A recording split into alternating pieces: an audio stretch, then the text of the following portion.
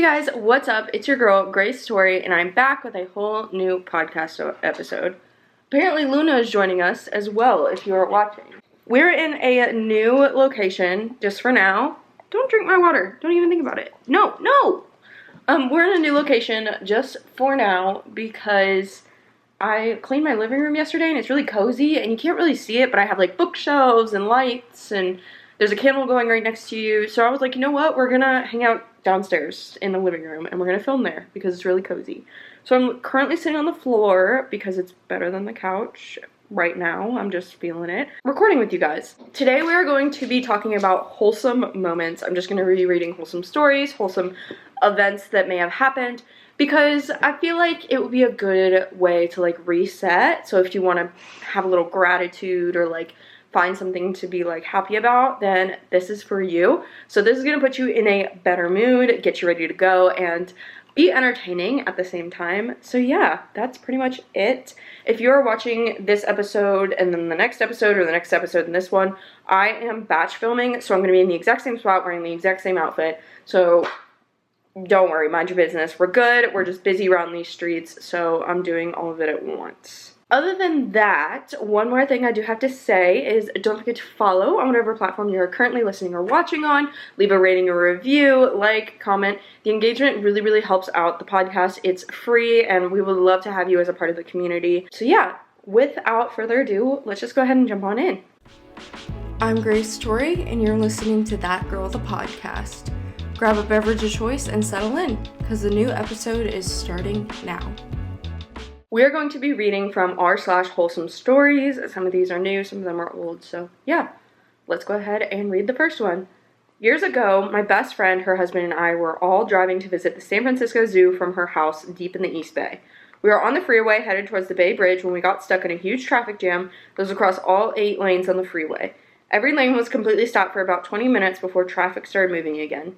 We found out later that there had been a horrible single-vehicle crash with a fatality. My friend's husband, who drove a truck for a living, was driving and we were in the slow lane. He was deftly moving the car back and forth to keep all the morons trying to illegally drive on the shoulder from passing us and making traffic worse. Suddenly, a car comes up behind us on the shoulder and is beeping the horn and swerving back and forth trying to get around us. We were rolling our eyes at the audacity when she rolled down the window and stuck out her arm out the window, waving it around. There was something in your hand floating around in the breeze, long and white, and I suddenly recognized it as a wedding veil. I said to my friend, I think she's on her way to a wedding and she's the bride. We all laughed and her husband drove to the shoulder and let her through. We watched as she waved it around some more, and once the other cars realized what she was waving, they good-naturedly let her through. When the traffic started moving at a more normal speed, we could see that her car was way ahead. We also noticed that a lot of the cars stuck with us contained people dressed up really nice with large presents in the back, so we figured a lot of the wedding guests were also stuck in the same traffic jam. I really hope that she made it to her wedding on time. That's nice, like, that you let her over. I feel so bad, like, imagine, I feel like so many things could go wrong in your wedding, and so many things do go wrong in your wedding, and part of me is like, okay, like, once you hit that point, like, what can you do? Like, some things you just can't control, so you kind of have to go with it, but then the other part of me is like, dang, that sucks, like, so I'm glad that she was able to get ahead at least a little bit, and hopefully all of her guests made it, and she still had a beautiful wedding day. Either way, I'm sure it was pretty beautiful because she got to marry her husband, whether it was late or not, but yeah. For my birthday, I decided to help my mom vend at my city's downtown growers market. It was hot outside, and I saw some people with lemonade. I asked them where they got it from, and they pointed to where it was. I offhandedly mentioned that I was by myself and wouldn't be able to get it, so they offered to get a lemonade. They wanted nothing and got it for me, but I still paid them as I had the money. Then they came back to my vendor spot to get something. This restored my faith in humanity, even though they did not know it was my birthday. Some kind strangers did something nice to someone they did not know, expecting nothing in return. That is so sweet. I love when people do small things like that, like pay for the car behind them or whatever. And I try to do it when I can. Sometimes money genuinely is so tight that, like, I can't even afford, like, my food pretty much. So, like, I can't afford someone else's. But when you can, like, trying to pay it forward is just, like, good and kind. And I just love when human beings do that. I feel like farmers markets, that happens a lot. Like, people at farmers markets are genuinely so kind and, like, hardworking because they get it. Because they either appreciate like a farmer's market and they understand the work that goes into it and they want to be there to like buy fresh vegetables and really value those kinds of things, or they're the ones selling it and they obviously like value it. So The vibes are always very good at those places. I was watching a movie, the Lego Movie, in case you were curious, just earlier today with this girl who I love more than anything. In the middle of her mom called, so obviously we paused, and she stepped out of the room, but was still right next to the door. Since the phone was on speaker, I could hear what they were saying. I wasn't trying to, it was just unavoidable. And the first thing her mom said when she picked up the phone was, "Why are you smiling like that? Is my name there?" Technically, it could have been a non sequitur, but she said the two sentences with no pause or change of inflection in between or anything. So, sorry this was kind of rambling. I'm still sort of riding that high, and now I'm the one grinning like an idiot. That's so adorable and like young love, and I love that. I hope that you like, I'm taking this as like a first date type situation, but that's so cute. Like, I love that. A little context here, I'm a trans woman with an awful lot of body image issues. One day a couple of years ago, I went into town before my weekly Dungeons & Dragons session to run a few errands. It was spring at the time, and the weather was getting warm enough that people started to wear more summery outfits, and I had and continue to have a big problem with comparing myself to others. By the time I make my way to the game store for D&D, I feel wretched about myself. I feel too big, blocky, and misshapen. I feel like I am a nightmare made flesh. That's so sad. Don't feel that way. There I am in the game store before my group got there, drowning my sorrows in McNuggets, feeling I must look at my absolute worst right now, when suddenly I hear a small voice try to get my attention. There's a girl who couldn't be older than 12 there. I was in my early 30s. She's asking me if I play D&D and if I could take a look at her character sheet before her group gets here. When I shake myself out of my surprise, I look it over and everything seems good. She's made a fairly balanced wizard. I hand her back her sheet and she thanks me before happily skipping off. It was such a small thing, but it made me feel so much better. If this little girl thought I was the most approachable person in the room, I couldn't have been that bad. I still think of it when I get to in my head and how I feel I look, to remind myself that others could be seeing something entirely different from what I imagine myself to look like. That's so sweet. That's like such a good reminder, because I like struggle with body image issues as well, in a different way, and I know it's a very common thing that people struggle with like body image. So to think like, oh, I could be feeling this way but someone else couldn't, and like I've had situations where people have walked up to me and kind of surprised me or been like, "Oh, you look pretty today," and like I hadn't expected that. So yeah, people are just so nice. Like, a compliment is never wasted. If you think someone looks beautiful, tell them. Like, it makes their day and it's never a negative. Like, I just love little situations like that. When I was in elementary school, I was insecure as heck because I got bullied a lot. But there was this teacher, let's call her Miss A, that told me every day that I was her favorite student because I was so pretty and she liked my eyes the most. So I reminded her of Sandera Park. OMG, I literally do not look like her whatsoever. She's too pretty.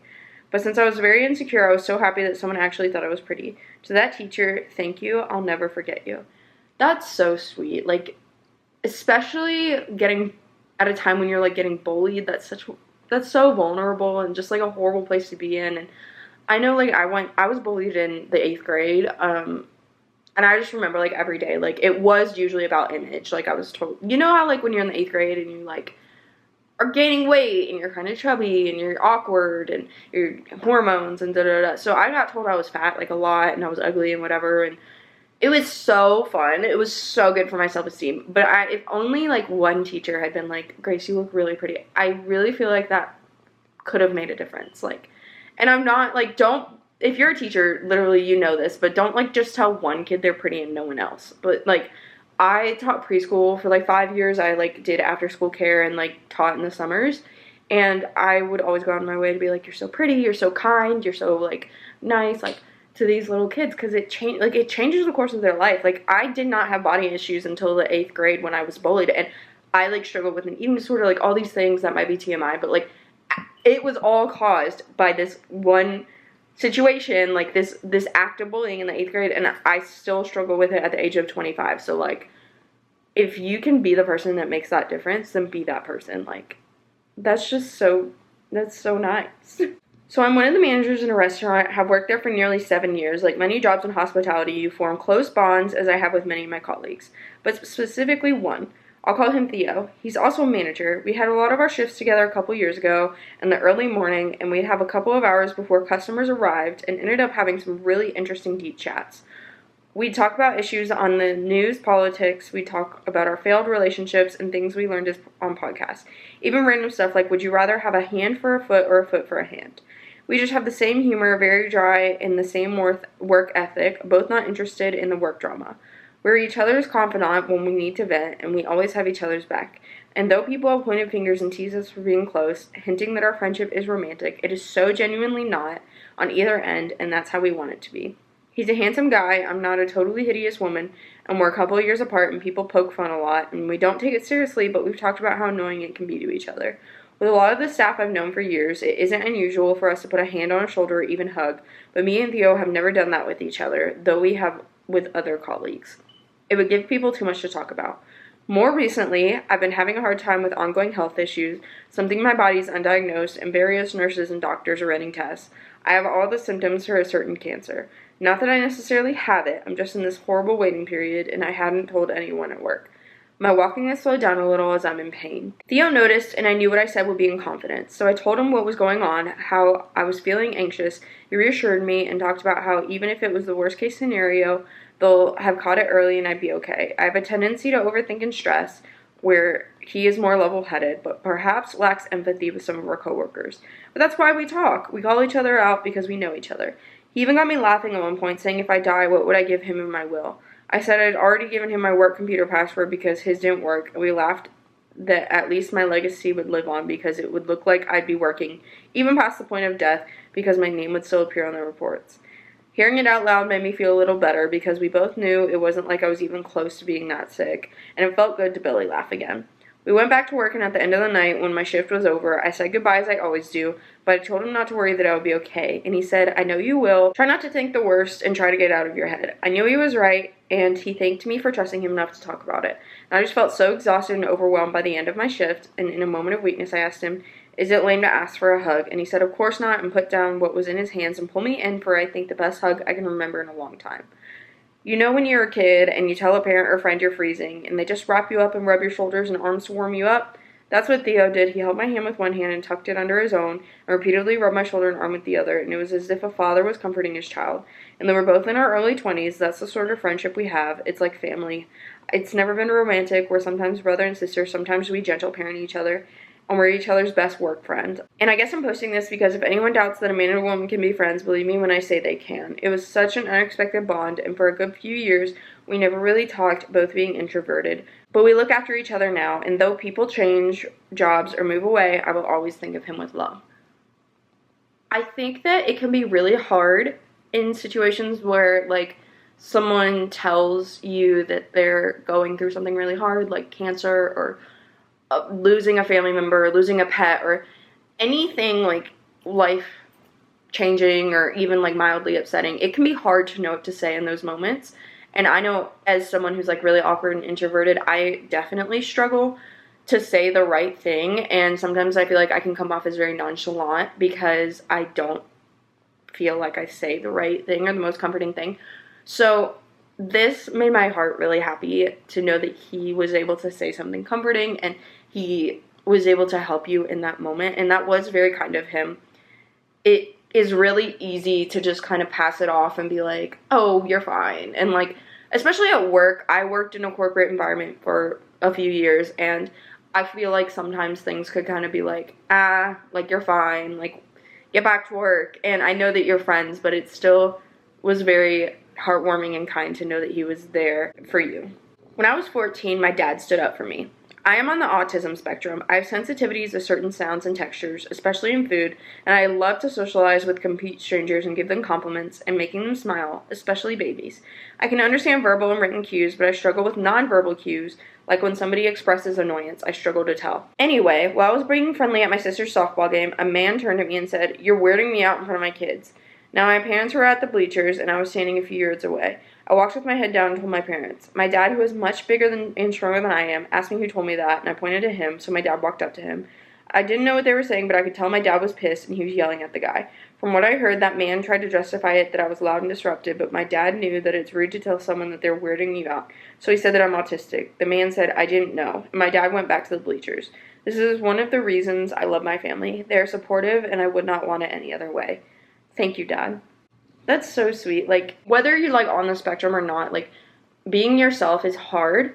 I know it's even harder when you are autistic to, like, fit in, I guess, quote unquote. And, like, I feel like there's this constant struggle, regardless of who you are or what you, like, struggle with, that to be yourself. Am I saying this correctly? For me personally, like, I do feel like I can be weird, and people can kind of take it the wrong way and say, like, oh, you're weirding me out, you're weirding.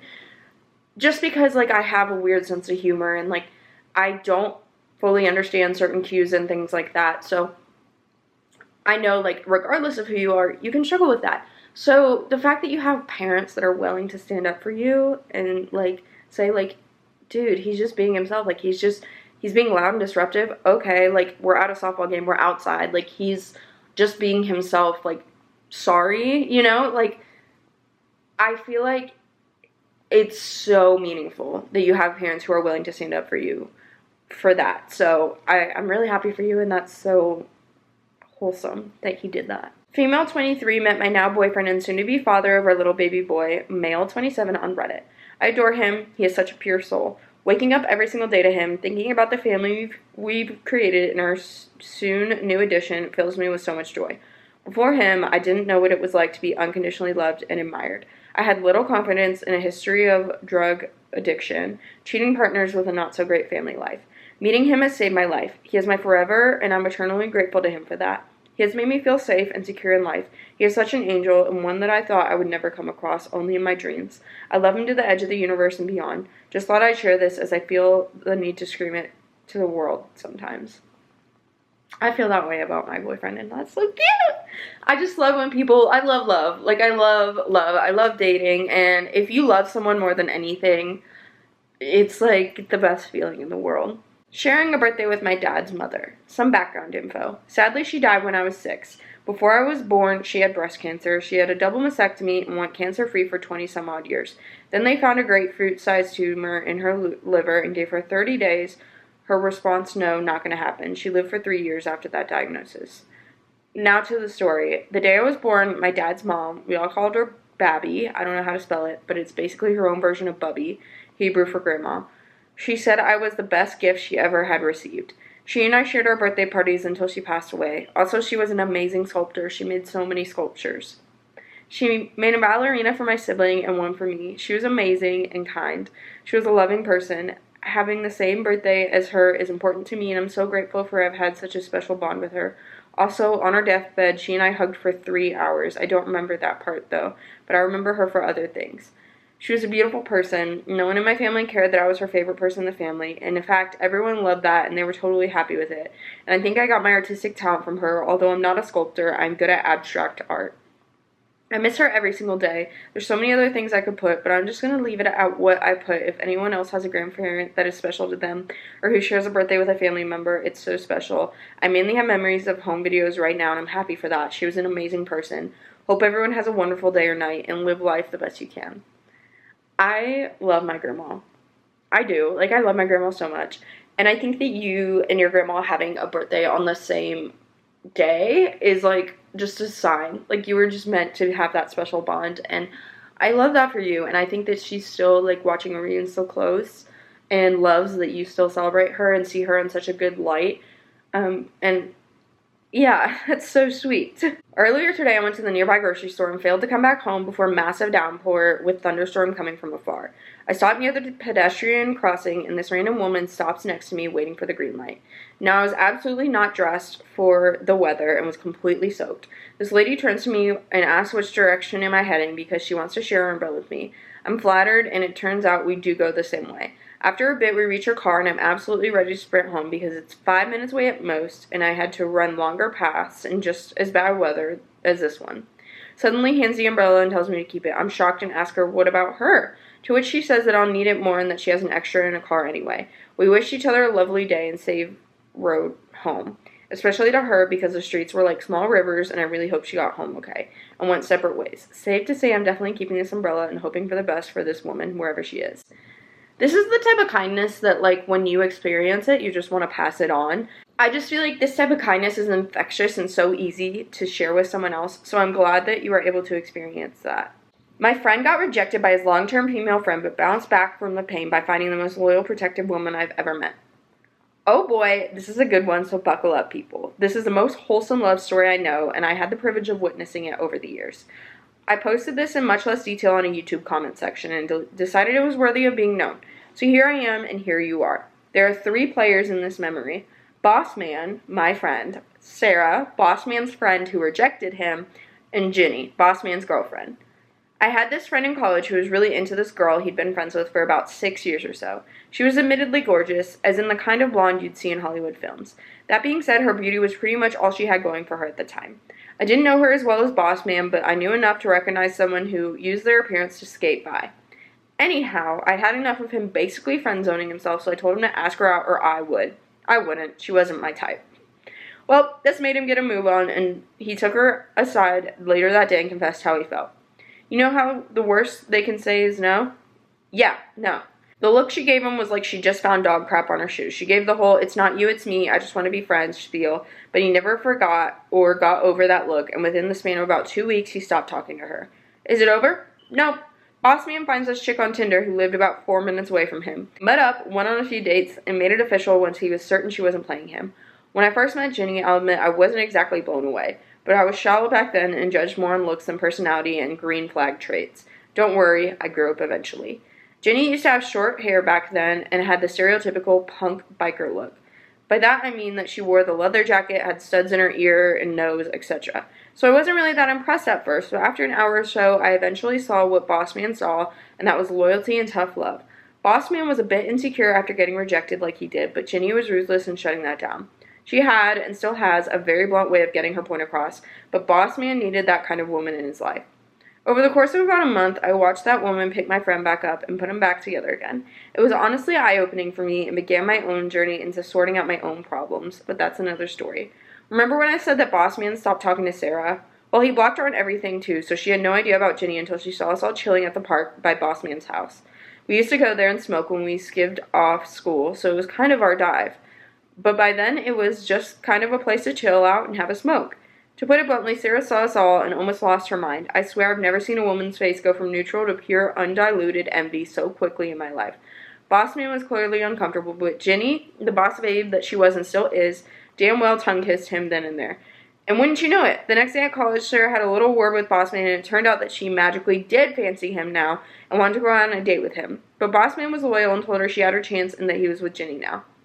This is when the crazy started, and Sarah began to sort of stalk him, hang out with us, and essentially try and take all of Boss Man's attention. She messed up once, though, when she tried to put herself in between Ginny and Boss Man. Ginny pretty much lost her temper and threatened to beat the stuffing out of Sarah if she didn't leave Boss Man alone. Did this stop Sarah? Nope. She came to his house the very same night, wearing nothing but a big coat, and tried to seduce Boss Man. But instead of Boss Man, it was Ginny who answered the door instead, and from what Boss Man told me, she told Sarah in not-so-polite terms to go away, and when Sarah refused, Ginny followed through on her threat and decked her.